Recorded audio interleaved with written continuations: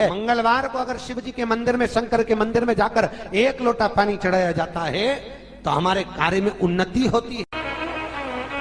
हाथ में जल का पात्र हो, शंकर के मंदिर में जब तुम जा रहे हो, शिव के पास जब पहुंचो, जल से हाथ, ये लोटा जब जल का तुम बाबा को समर्पित कर रहे हो, जल चढ़ा रहे हो, उस समय पर बाबा से जरूर कहो, बाबा बहुत दिन हो गए, बहुत दुखी हूं, ए मेरे शंकर, मेरे कुबेरेश्वर महादेव, मेरे महाकाल राजा, मेरे इस हाथ को अब तुम पकड़ लो बाबा, बहुत दुखी हूं, अब तुम थाम लो बाबा।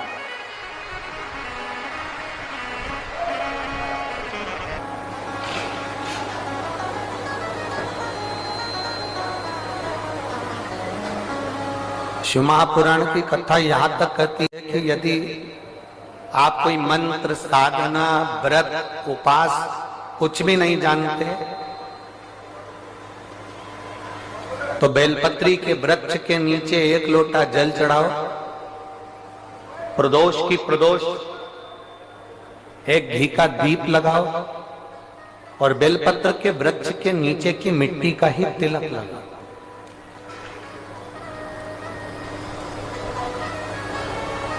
बेलपत्र के वृक्ष के नीचे की ही मिट्टी का तिलक।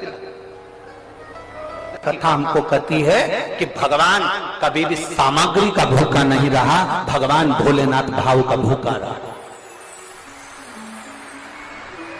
भगवान शंकर को रिझाने के लिए सामग्री की जरूरत नहीं है। कोई चीज तुम पशुपति व्रत करने के लिए गई हो, थोड़ा सामान तुम्हारा घर पर छूट गया, मान लो तुम्हारा कंकु, रोली, मोली, चंदन, हल्दी कुछ घर पर छूट गया, बस एक चीज ना छूटे, जो 6 दिए हैं वो और प्रसाद के 3 हिस्से।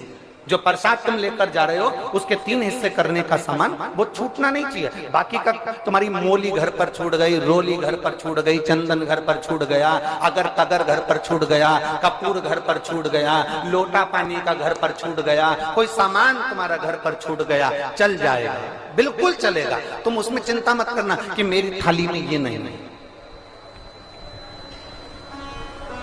गणगौर की पूजन करने जाती हैं माताएं, इधर गणगौर होती है कि नहीं होती हमको नहीं मालूम।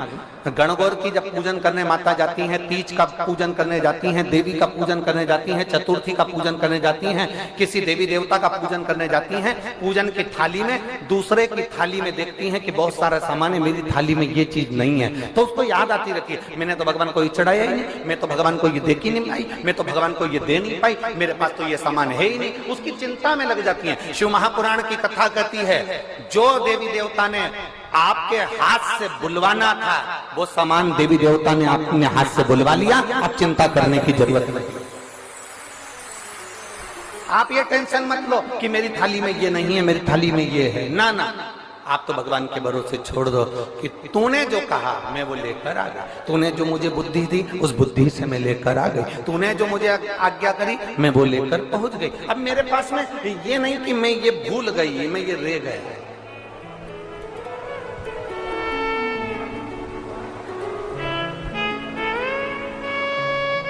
महाराज,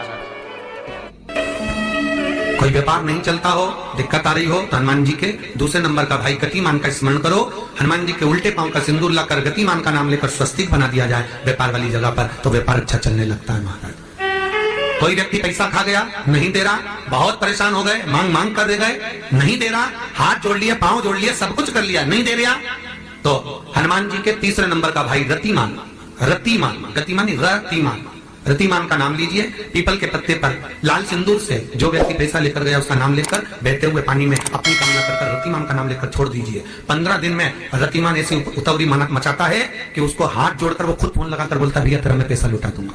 रतिमान का स्मरण किया जाता है। रतिमान, ध्यान दीजिएगा, पंचमुखी हनुमान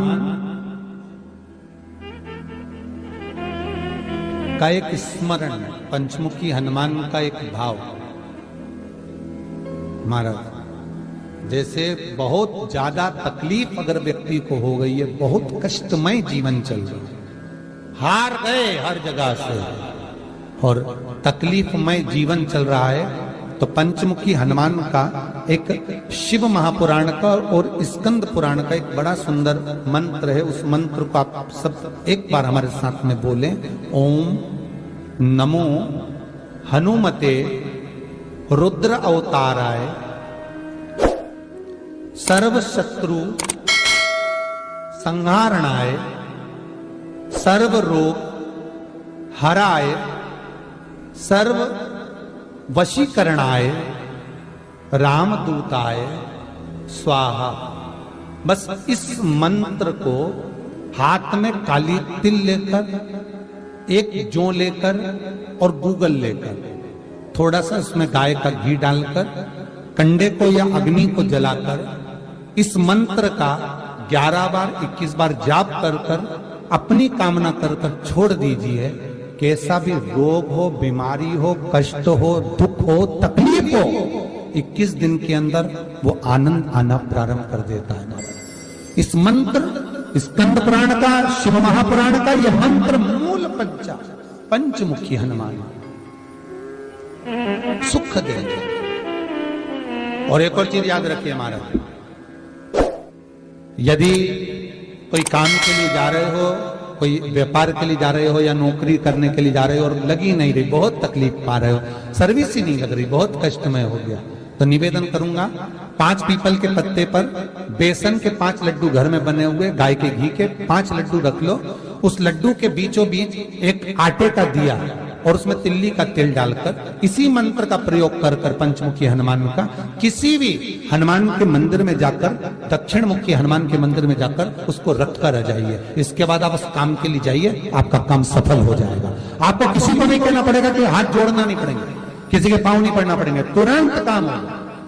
बस इस मंत्र का स्मरण कर कर पंचमुखी हनुमान का भूतेश्वर जो मंत्र है वो सुख देने वाला। तांबे का लोटा जिसका मुख छोटा हो, गला लोटे का मुख छोटा हो, ऐसे लोटे से जब हम भगवान का अभिषेक या पूजन करते हैं तो उससे बीमारी समाप्त होती है, रोग छिन्न होता है।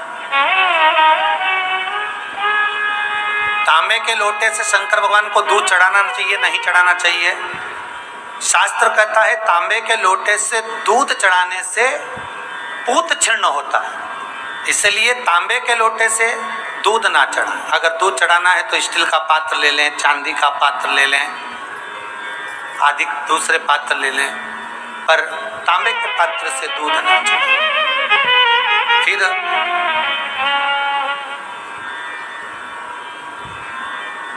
तुलसी के गमले में पानी बिना नहाए नहीं डालना चाहिए क्या?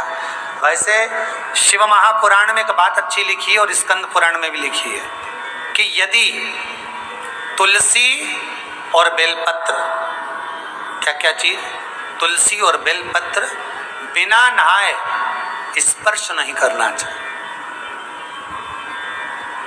अगर बेलपत्र की पत्तियों को भी तोड़ना है, उतारना है, तुलसी के दल को भी उतारना है तो बिना नहाए ना उतारे। स्नान कर लिया हो तो तुलसी के दल को स्पर्श करें, तुलसी को स्पर्श करें या बेलपत्र को स्पर्श करें।